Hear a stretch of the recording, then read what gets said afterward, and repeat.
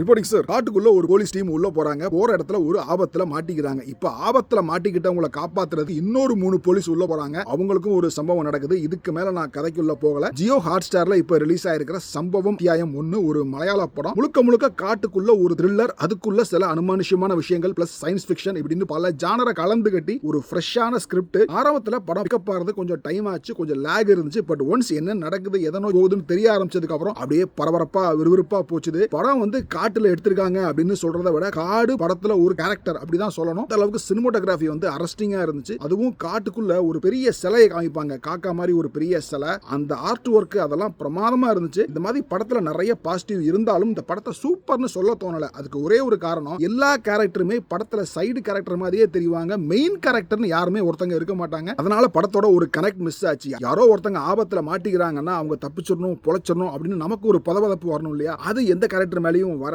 ஏன்னா எந்த ஒரு கேரக்டருமே ஃபுல்லா டெவலப் பண்ணல. அதை கொஞ்சம் ஃபிக்ஸ் பண்ணியிருந்தாங்கன்னா இந்த படம் ஒரு சூப்பரான எக்ஸ்பீரியன்ஸ் ஆயிருக்கும். இருந்தாலும் ஓடிடில ஒன் டைம் பார்க்கறதுக்கு ஒரு ஒர்த்தான தரமான படம் தான். இது என்னோட ஒப்பீனியன். பார்த்துட்டு சொல்லுங்க. இன்னொரு படத்துல மீட் பண்ணலாம்.